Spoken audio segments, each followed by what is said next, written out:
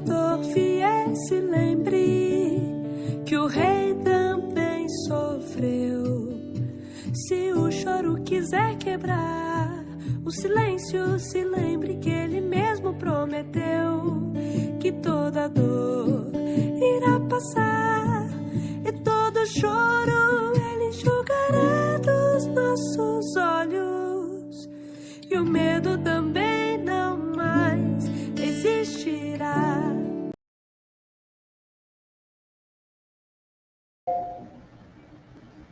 Oi, oi, oi, oi! Muito bem-vindos à nossa terceira aula da Semana Laranja, isso mesmo.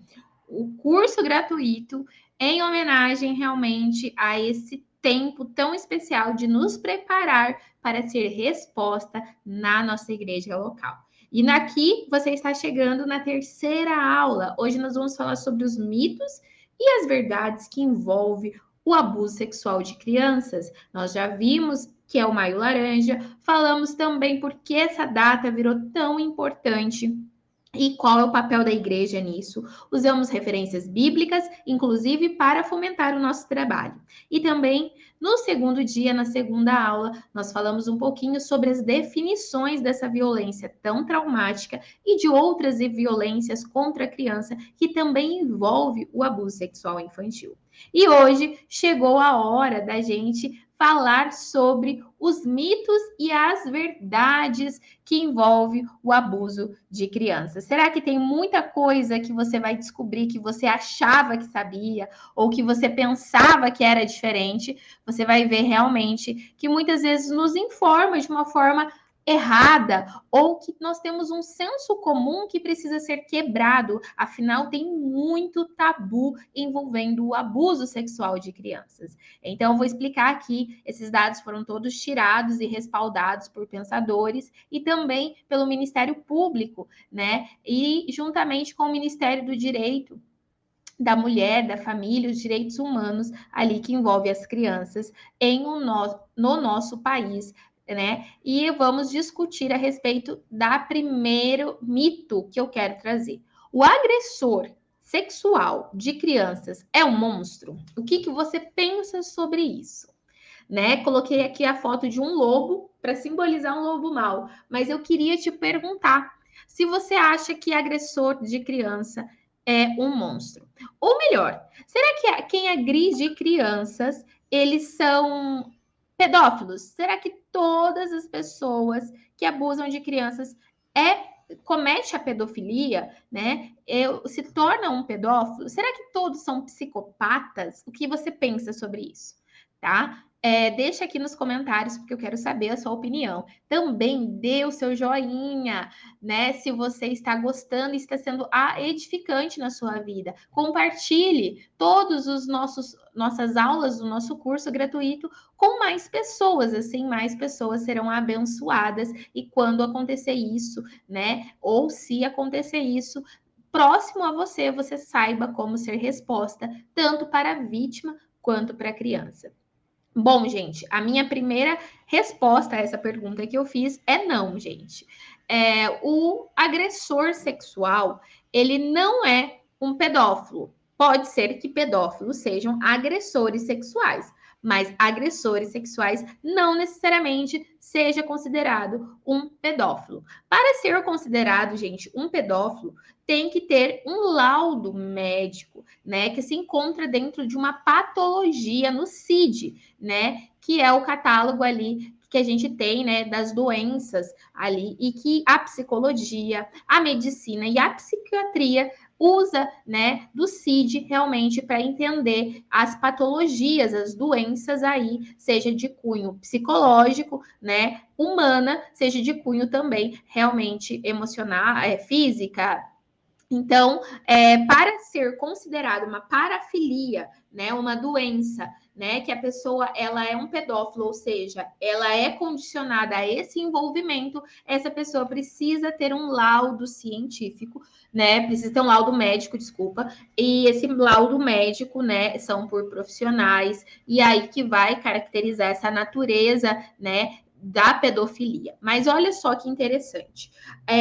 Tem muitos estudos, né? E tem algumas polêmicas envolvendo a questão da pedofilia, principalmente quando nós vamos para a rede social e nós usamos, né, para falar, esses castração químicas para esses pedófilos, e vocês vão ver na aula de hoje que isso é um grande erro. Por quê? Porque, gente, a violência, ela nunca vai ser cessada com outra violência. Então, eu usar, né, uma castração química da química para punir essas pessoas doentes, né, não é a melhor forma. E eu vou te falar por que não é a melhor forma. Porque, primeiro, para quem é uma pessoa que padece dessa doença, dessa parafilia, né, ela realmente, ela pode não precisar usar o órgão sexual dela para ter gratificação em uma criança. O que você está falando, Carol? Eu estou falando que se eu for a favor da castração química, né, o uso de substâncias injetadas ali em pessoas que têm realmente o laudo médico, né, comprovando essa pedofilia, né, que é um ser com tendências, né, ali para cometer realmente esse crime da pedofilia, não vai adiantar, porque nós vemos muitos agressores usarem cabos de vassouras para introduzir, né, no corpo da criança. Nós vemos agressores que utilizam objetos, né, que não é o seu órgão sexual, mas que utilizam o mecanismo do sadismo, né, para conseguir essa gratificação. Então, quando a gente pensa em castração química, a gente ainda está lá atrás, ainda a gente não entendeu nada como funciona. Uma outra coisa muito interessante para falar da pedofilia, gente, é que com um laudo médico, né, comprovando que essa pessoa tem uma doença, não quer dizer nada perante a lei. Ela não vai ser absolvida, ela não vai ter uma cela especial porque ela padece dessa doença. Não. Se ela chegar a uma pessoa que tem realmente um pedófilo e cometer o ato da pedofilia, né, ter o envolvimento, seja com contato físico ou sem contato físico, mas usar realmente de uma criança para ter gratificação sexual, essa criança essa pessoa, né, for julgada, for condenada pela justiça, a legislação não vai absolver ou dar nenhum privilégio para ela porque ela tem essa doença. Então, afinal, por que as pessoas teriam essa doença? Né? É muito importante isso, porque seria uma reeducação. Essa pessoa precisa aprender a que, mesmo ela tendo esses desejos, ela não pode, de hipótese alguma, colocar a vida de outra pessoa ou tirar o direito de outra pessoa, seja crianças, jovens, mulheres, idosos. Nós não temos o direito de tirar o direito de alguém, né, de ultrapassar o limite de alguém para nos satisfazer. Então, seria mais uma questão para que pudesse ter políticas públicas que colocasse uma equipe de profissionais da saúde mental, como psicólogos, dentro de penitenciárias, dentro ali, né, e aí sim, realmente fazer aí uma estruturação da condição realmente de quem padece dessa doença. Às vezes, a pessoa tem um laudo, gente, de pedofilia, mas ela nunca encostou em uma criança, né? E talvez aí muitos procuram outras formas, né? Como o próprio o sadismo, a questão de você tentar se punir de alguma forma, automutilação, enfim, para tentar controlar os seus impulsos. É uma visão minha que eu vou falar agora, né? A partir de agora, é igual como eu disse ontem, quando eu compartilhei sobre a violência física, é um posicionamento meu, você não é obrigado a aceitar. Eu acredito que nós precisamos orar enquanto igreja para pessoas que padecem. O julgamento nosso não pode ser maior que a cruz de Cristo, né? E eu acredito que Jesus, ele tem um plano para os seus, né? E se dentro dos seus estiver a reabilitação, a recolocação de pedófilos, né? Quem somos nós para julgarmos? Nós estamos ali, só que é difícil, eu sei que é difícil porque eu atuo defendendo as vítimas, e isso foi um processo que Deus trabalhou na minha vida, né? De entender que não é a minha justiça, mas é a justiça do Senhor, que é uma justiça que não falha, né? E quem sou eu para colocar o dedo em outra pessoa? Em ou contrapartida, gente, eu, Carol, continuo falando agora do meu posicionamento. Eu não acho que pessoas que tenham laudo psicológico, médico, da condição, né, de padecer, né, sendo um pedófilo, tenha que estar ali realmente solto. Eu acho que sim, deveria pensarmos em políticas públicas para, talvez, em clínicas de reabilitação, talvez em alguns tipos de processo que tiraria essas pessoas do convívio, porque eu penso que qualquer pessoa que coloque em risco outras pessoas não devem ficar no convívio público, né? Mas esse é um posicionamento meu. E eu também acredito que pessoas que padecem dessa doença, eu acredito que elas não podem normalmente ficar livres, né? A justiça precisa ser feita dos homens e também sabendo que a justiça de Deus será feita. Então, esse é um posicionamento que eu tenho a respeito de quem tem essa doença, né? Que tem essa doença no sentido, gente, não é minimizar as atrocidades, mas para você entender que a maioria das pessoas que abusam de crianças não são pedófilos. E muitas vezes a gente se posiciona, sou contra a pedofilia, mas é raro. Por quê? Porque você vai ver o que os dados comprovam que não é o pedófilo que abusa de criança. Sabe quem abusa de criança? Quem abusa de criança, gente, não é um monstro, sabe? Olha só, 85% a 90% não são monstros, não são pedófilos, não são lobo mau, não é o homem do saco. São pessoas conhecidas. Ou seja, pessoas que essa criança tem um vínculo afetivo, pessoas que convivem na casa dessa criança, pessoas que estariam ali para proteger, mas que usam realmente da sua condição para ter uma obtenção e uma gratificação sexual. Então, gente, é difícil, né? Porque quando a gente fala de abuso sexual, nós colocamos o binóculo e olhamos para fora. Então, a gente vê fora e a gente é muito fácil acusar e falar das pessoas de fora.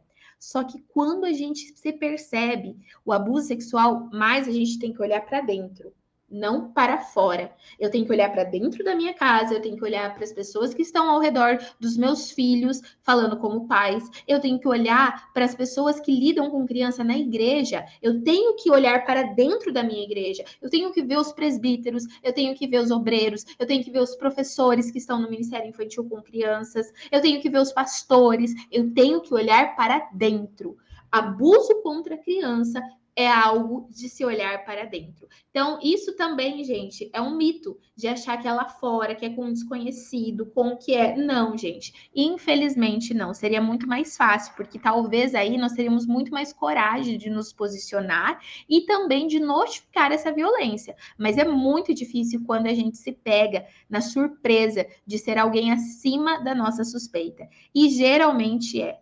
30% dos pais são pais, tá? E 60% são conhecidos da vítima ou da sua família. Quem fala isso para nós é dois autores que têm muita literatura no campo da violência sexual infantil, que é o Azevedo e Guerra, e eles vão trazer esses apontamentos para nós. Um outro mito, gente, é você pensar que para que eu vou falar dessa temática na minha igreja se isso é algo raro de acontecer, né? A gente, os pais, muitas vezes, quando você fala assim, vou fazer um trabalho de prevenção, né, na igreja, os pastores vão ir contra, os pais vão ir contra. E eu sempre falo, gente, que assim como uma criança, ela não aprende a escrever cursiva, ela passa pelo processo de alfabetização e a leitura e a escrita, ela é feita gradativa. É assim que nós trabalhamos dentro da metodologia que eu desenvolvi, que se chama prevenção com princípios. Nós também desenvolvemos essa nova educação com princípios. E quais são os princípios? Os princípios bíblicos, os princípios cristãos de educação. Houve um erro muito grande quando o pessoal tentou levar essa educação sexual para dentro da igreja. Nós não vamos conseguir trazer uma educação sexual para dentro da igreja porque a forma como nós lidamos com o mundo e vemos o mundo é a forma diferente. A igreja tem uma cosmovisão bíblica e cristã a respeito do pecado, dos erros, da violência, do senso de justiça. E quando a gente traz uma metodologia totalmente humana para dentro, vai se chocar. Então, a igreja não deve fazer, e eu sou contra fazer, educação sexual. Eu acredito que isso é um papel da família a ser feito. A igreja estabelece a prevenção por princípios e vai entender o que é essa prevenção por princípios. Primeiramente, capacitar a família, seja algum responsável, a entender que ela sim é a pessoa qualificada para ensinar sobre sexualidade à luz da Bíblia para os seus filhos. Então, nós temos vários materiais publicados por várias editoras, inclusive nós ganhamos um prêmio, né, que é o maior prêmio cristão reconhecido internacionalmente, que é o prêmio Areté. Nós fomos considerados o melhor livro de educação infantil, tá? No ano de 2019, com o Manual de Prevenção da Violência Sexual Infantil. Então, os nossos materiais são materiais científicos, são materiais muito testados, né? São algo da nossa vivência e, principalmente, gente, algo dentro daquilo que nós acreditamos. Então, é prevenção que deve ser feito? Sim. Isso, educação, gente. Quando a gente instrui um pai que ele deve falar sobre as partes íntimas, sobre os nomes corretos, que falar que tem pessoas que podem abusar, que crianças não devem guardar segredos, usar o banho para falar que Deus fez a parte, todos os nossos órgãos sexuais foram feitos por Deus, inclusive o pênis, inclusive a vulva, dizer que o nome vulva é o nome correto do nosso órgão genital feminino. E muitas vezes a gente nem sabe que este é o nome correto. Mas isso não é dentro da igreja que eu vou falar. Isso eu vou falar com as mães, para que quando elas estiverem instruindo sobre higiene, sobre cuidado com as suas filhas, elas possam saber que elas podem falar sobre isso. Então, dentro desse trabalho, dentro dessa metodologia que nós propomos a trabalhar, usar a Bíblia, a nossa visão de mundo, ou seja, tudo começa por Deus, passa, né? A visão diferente humana. Então, nós não acreditamos, nós da Carolita, que sim, a prevenção, a educação sexual seja ao caminho. Nós acreditamos na prevenção por princípios, tá? Se você quiser conhecer mais, nós temos a nossa loja, depois eu vou deixar para vocês aqui o endereço, né, para quem quiser conhecer os nossos materiais e também os nossos livros que vão, né, abordar toda essa temática do que eu estou tratando, tá bom? Então, a igreja, ela tem sim, com cuidado, abordar esse tema e entender e fomentar a família para fazer a educação sexual, tá bom? Então, a gente sempre tem muito cuidado quando a gente fala. Por quê? Porque, primeiro, gente, de tudo, cada família tem o seu próprio código sexual. Tem famílias que é super normal os filhos sentarem nos colos dos pais. Tem família que isso é reprovado. Tem família que é super normal o pai andar de cueca pela casa, a mãe andar pela roupa íntima, e tudo bem. E tem família que não. Como eu, como professora, vou entrar dentro de uma igreja, usar o espaço da igreja, que eu deveria estar falando sobre Deus, usar realmente para falar sobre nome anatômico, entende? Sobre relação sexual. Isso não cabe a nós. Nós precisamos falar dentro da palavra, mas a gente sim trabalha corpo, alma e espírito. Então a gente entende que as necessidades físicas das crianças, ou seja, elas estarem protegidas, é fundamental. A gente entende sim que instruir sobre a nossa sexualidade saudável é necessário, mas com jeito, treinados e com cautelas, para escandalizar, mas para que sim a família confie no trabalho da igreja. Carol, mas e se essa criança não vem com ninguém? E aí sim, se essa criança não vem com ninguém, ela vem sozinha na igreja, aí sim é necessário fazer o trabalho. A gente tem um manual de prevenção que a gente instrui tudo isso, né? para fazer esse trabalho, mas nós não nomeamos nomes de órgãos genitais, nós não falamos também sobre a relação sexual, nós não falamos também sobre a questão de si, a gente não ultrapassa a linha, mas nós desenvolvemos habilidades protetivas para que essa criança saiba o que é consentimento, o que é a diferença do nudor e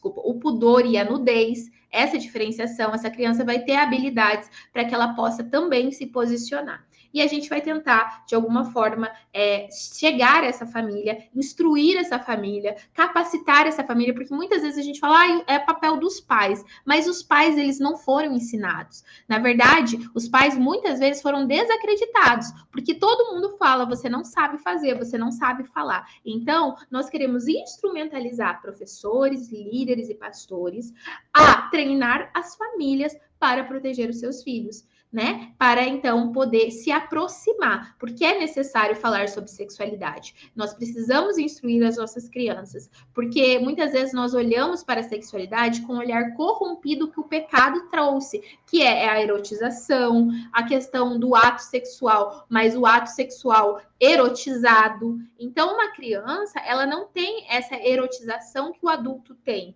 né? A criança é muito mais polida, por quê? Porque ela não tem o repertório, ela não teve as experiências, ela não teve acesso a conteúdos explícitos. Então, a malícia, ela nunca vai ser igual. Quando você fala sobre intimidade com crianças, você vai falar realmente dentro da concepção dela. Você não precisa dar maiores informações, mas sempre, eu estou falando agora como família, como você vai instruir a família da sua igreja e não chegando diretamente para a criança. Então, assim como a alfabetização passa por processos, quando você vai levar essa visão de proteção para a sua igreja, tem que ser por processos. Então, isso também é fundamental. E aí, primeira coisa, você vai começar a fazer esse trabalho, você precisa do apoio do seu pastor. E para você fazer o apoio do seu pastor, é só você levar os dados, gente. Os dados do Disque 100, você leva e fala, pastor, não é raro acontecer. Pode ser que aconteça aqui na igreja. O que a gente vai fazer? Como nós estamos preparados? Nós precisamos preparar a família, nós preparamos preparar as crianças, nós precisamos preparar o corpo de liderança da igreja. Olha só o que a literatura aponta para nós, tá? Fala que o Azevedo e a Guerra fala que o fenômeno é mais comum do que a gente imagina. Ou seja, que entre 3 e 4 meninas, uma vai ser abusada. E de 6 meninos a 10 meninos num grupo, um pode ser vítima. E eles vão passar por esse tipo, ou seja, do abuso psicológico, ou do abuso verbal, ou da negligência, ou do abandono, ou do abuso sexual, até completarem 18 anos. Então, olha só como a gente pode intervir. Quando a gente fala e ministra na igreja, leva a prevenção não só contando uma história, é porque às vezes a gente acha que a gente é muito literal. Quando você fala da soberania de Deus, quando você fala da preparação, que nós precisamos nos preparar para os dias maus, quando a gente fala sobre a questão da justiça de Deus, quando a gente fala sobre a questão do pecado, a gente já está trabalhando a prevenção da violência, a gente já está fazendo o trabalho da prevenção. Porque a prevenção não é só você pegar uma história, cantar uma música. É muito além. É quando você abre a sua visão e você coloca isso dentro do planejamento do Ministério Infantil. Então, eu gosto de falar, trabalhem soberania de Deus. Quem quer trabalhar com prevenção, ou quem quer atender vítimas de violência sexual ou algum tipo de violência contra a criança, tem que trabalhar já nas suas aulas, no seu plano de ensino, soberania de Deus, consequência do pecado, tem que preparar sobre o sofrimento, a gente precisa, porque isso faz parte da natureza caída humana. Então, a gente precisa preparar as nossas crianças. E o abuso, gente, não é o final da história de ninguém. Claro que a gente viu as marcas devastadoras que ele deixa, mas nós temos o evangelho vivo para apresentar. Nós temos realmente como ressignificador dessa criança, que ao invés dela levar sobre si o rótulo, ela vai entender o processo e vai conseguir ressignificar a sua dor e glorificando a Cristo. Então, é um sentido que nós damos para a vítima, né? Que é importante ela ter esse processo. E quanto mais cedo, mais realmente ela vai usar a dor dela para a glória de Deus. Por isso que a nossa música, eu gostei muito da música que eu coloquei para vocês, né, ouvirem, né, para a gente se lembrar que toda dor vai passar, né, que nós não fomos feitos para este mundo, que nós estamos aqui dentro dessa, durante, né, uma passagem de tempo, e que na nossa vida é na eternidade, é a vida eterna, é o que Deus direcionou para nós. Nossa visão é totalmente diferente da visão do mundo. Então, por isso que quando eu falo de abuso sexual, e eu gosto de falar que eu falo dentro da cosmovisão cristã, que eu fui levantada para falar para a igreja, capacitar as igrejas, e eu escolhi estar nesse ambiente, é exatamente porque eu entendo que há uma diferença. Que lá fora, quem não professa a mesma fé, não tem um entendimento como você está tendo daquilo que eu estou falando. Por quê? Porque eles estão errados? Não, porque a forma que eles enxergam a visão de homem, de mundo, é a diferente da nossa. Então, nós precisamos entender, e precisamos entender que nós temos tudo o que nós precisamos para ser resposta para os problemas humanos. O que nós temos tudo? Nós temos a palavra de Deus, viva e eficaz. Nós temos o sangue de Jesus vertido na cruz. Nós temos a presença do doce amado Espírito Santo. Então, tudo que uma criança precisa, seja qual sofrimento ela estiver passando, nós temos e nós podemos oferecer, se isso já estiver em nós. Então, é isso. Para cada vítima de abuso sexual infantil, que ela possa encontrar na igreja líderes, pessoas treinadas, que ao olhar para eles, elas não vejam pessoas, mas elas vejam Cristo refletindo, né, através dessas pessoas, e que essas pessoas saibam e sejam treinadas o suficiente para entender o seu papel espiritual, mas seu papel físico, realizando a notificação, protegendo essa criança de forma física, aplicando a lei que é destinada, sim, não se omitindo, mas também não negligenciando seu papel espiritual. Então, eu acredito que a grande diferença da Carolita para qualquer outro tipo de trabalho é que ela foi feita para a igreja, para treinar a igreja para ser resposta para o mundo. Esse é o nosso objetivo. Treinar a igreja a ser resposta para o mundo. Então, nós estamos trabalhando arduamente sobre isso. Se você quiser conhecer, eu te convido a você seguir, né, o nosso Instagram, Carolita Protege. Se você conhecer os nossos produtos e, sim, usar essa ferramenta na igreja para transformar a vida das crianças e das famílias que ali se encontram. Ok? Então, vamos lá. Outro dado muito importante é as crianças inventam se elas estão sendo abusadas, porque quando uma criança chega para nós e fala assim, tia, fulano de tal mexeu na minha parte íntima ou fez cosquinhas aqui. Você olha para essa criança e fala assim, tem certeza do que você está falando? Olha, é muito sério. Fulano de tal é pastor, fulano de tal é líder. E você fica falando, nossa, essa criança deve ter inventado, não é possível. Ele é tão bonzinho, ele é muito bom, ele é uma bênção, ele não pode ter feito isso. Vamos ver o que as estatísticas nos dizem sobre se as crianças mentem ou inventam que estão sendo abusadas? 92% Azevedo e Guerra nos apontam que essas crianças estão falando a verdade. Nos choca, é difícil a gente assimilar, mas é uma realidade. 8% inventam, só que o terço ali, né, 3/4 da história inventadas, ainda tem um adulto manipulando por trás. Bom, gente, eu sou técnica na escuta qualificada, na entrevista investigativa da suspeita do abuso sexual.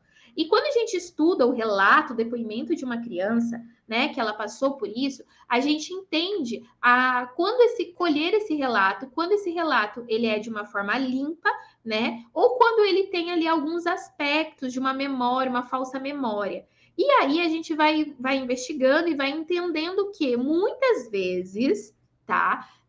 Isso no secular, tá? Muitas vezes existe um pai, uma mãe que eles, por algum motivo, criaram falsas memórias. Então, por que eu estou falando tudo isso? Para que se alguma criança chegar para você e contar através do relato espontâneo, para que você possa acreditar, tá? Uma criança, ela não tem capacidade de inventar, de contar detalhes, se ela não estiver vivenciando isso ou se ela não foi exposta, seja pela televisão, por vídeos ou porque alguém fez com ela.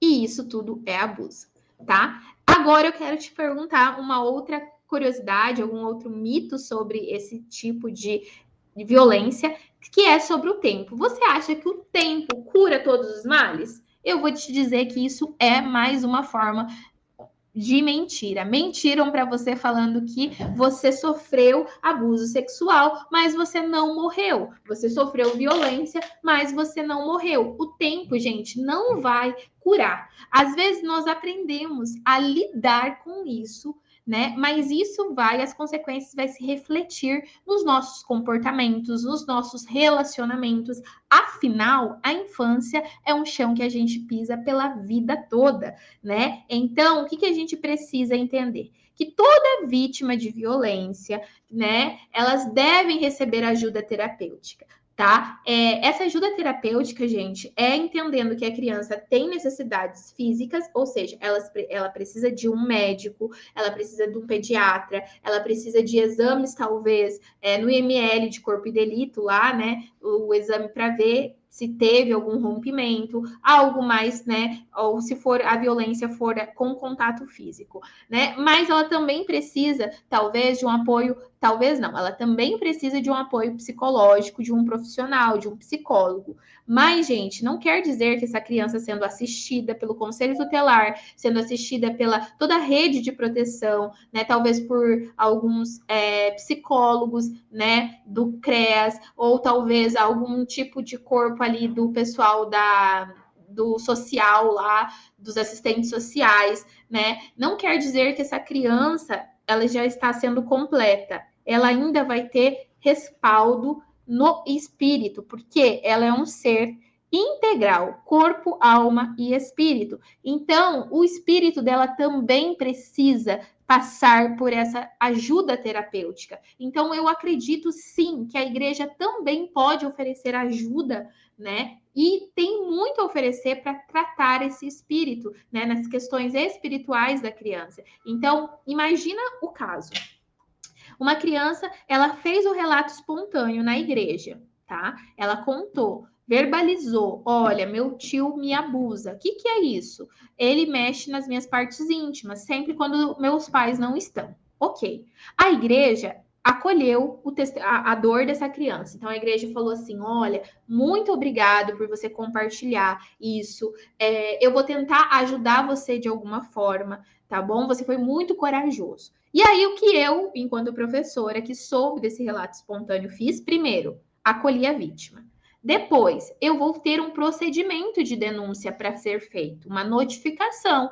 Então, eu posso pegar e procurar a minha liderança e falar: olha, aconteceu um caso, vamos fazer uma denúncia por escrito ou vamos fazer uma denúncia anônima? Como que a gente vai denunciar? Vamos chamar o conselho tutelar, vamos pedir para o conselho tutelar investigar, ou talvez nem seja um relato espontâneo ali, verbal, mas seja uma suspeita. Eu suspeitei que essa criança está passando por esse tipo de processo. Eu vou realizar a notificação. Eu vou fazer meu papel enquanto cidadão, porque é minha obrigação. Enquanto instituição, também é nossa obrigação. Se nós somos uma instituição, a nossa igreja, e atende crianças, também é a nossa obrigação fazer essa notificação aos órgãos competentes, ok? Ok. Só que, por exemplo, no caso da criança, me trouxe esse relato espontâneo, né? E ela me contou. E aí eu vou fazer isso e vou deixar essa criança ver navios? Aí ela vai continuar frequentando a igreja e eu não vou tocar no assunto no sentido de beleza e morreu e vamos à vida que segue? Não, gente. A igreja pode ser resposta. E aí eu, Carol, aconselho que essa criança também, além de passar por psicólogos no secular, de dar tudo aquilo que ela precisa juridicamente, né, que foi um direito violado, toda essa entrevista investigativa, todo esse processo judiciário que essa criança e a família dela vai passar, né, até que o culpado seja punido, né, e essa criança fique em segurança. Mas, paralelo a isso, ela também precisa de um apoio espiritual. E aí a igreja entra com essa ajuda terapêutica. É o que eu falei. Nós apresentamos a soberania, nós trabalhamos todo dentro do aconselhamento bíblico infantil. Então, o aconselhamento bíblico infantil, ele vem para tratar as questões realmente espirituais dessa criança, as necessidades espirituais, que tem sim respaldo naquilo que ela sofreu fisicamente, emocionalmente. Então, sim, toda vítima de violência precisa de ajuda terapêutica, fisicamente, com os órgãos competentes, com os profissionais ali dentro da saúde mental, mas também precisa da ajuda terapêutica realmente que vai olhar da forma espiritual, ou seja, daquilo que a criança precisa para se desenvolver, corpo, alma e espírito. Tá bom? Então, esse é o meu posicionamento a respeito da ajuda. A igreja pode sim, oferecer ajuda e a igreja deve, sim, notificar as autoridades e encaminhar aos profissionais, crianças e adolescentes que foram vítimas da violência sexual. Quando a vítima não esboça resistência, não existe abuso sexual. Isso também é um mito comum. As pessoas tendem a achar que, mas ela gostou, mas ela pediu, nossa, mas ela me procurou. Gente, crianças e adolescentes nunca devem ser culpabilizados. A vítima, ela nunca tem culpa. A reação da vítima depende do método que o agressor utiliza. Existem métodos de formas que o abusador vai utilizar para ter essa gratificação. E eu vou falar para vocês alguns dos métodos mais comuns, tá? A forma que esses métodos acontecem, né, para acontecer o abuso sexual é a ameaça, tá? Às vezes o agressor, então por isso que não é certo falar o pedófilo, porque eu só vou me dirigir ao autor da violência se este tiver um laudo médico que comprove a sua condição de doente, tá? Então, aí sim, um pedófilo. Mas, na grande maioria, como vocês viram, eu vou me tratar o agressor, como abusador. Então, eu vou usar esse tipo de terminologia, de termos para tratar dessa pessoa, tá bom? Então, gente, o agressor, né, vai utilizar da ameaça, da indução da vontade e do sadismo. Essas, mais ou menos, são as formas mais principais, tá? Os métodos mais recorrentes, digamos assim.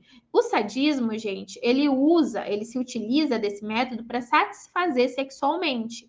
Então, o que é usar o sadismo? Ele necessita provocar uma dor na vítima. O sofrimento do outro me causa prazer.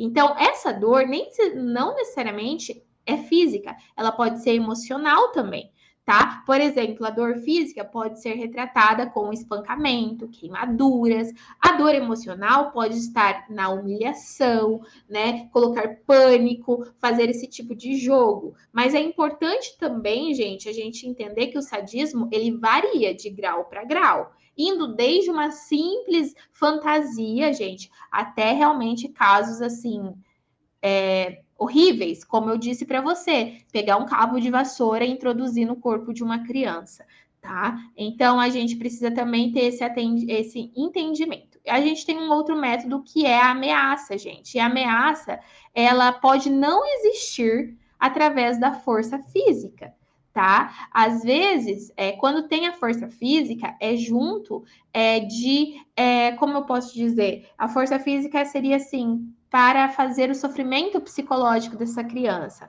As ameaças geralmente são feitas contra a vítima, né, por alguém que ela ame. Então, colocar esse senso de culpa, mostrar para ela ou fazer com que ela veja ele de uma forma sedutora, e aí ele vai fazer pequenas ameaças com tom de sedução, tá? Então, assim, quanto mais baixa a idade da criança, né, mais dependente ela é dos seus cuidadores. E como a gente viu nas estatísticas, são cuidadores ou pessoas muito próximas dessa criança que estão agindo contra ela. Então, mais efeito também essa ameaça vai ter, entendeu? Então, por isso que realmente isso é muito, muito crítico, né? E a gente também tem uma outra forma, outro mecanismo, né? Outro método, que é a indução da vontade, gente. É quando, deixa eu explicar para vocês.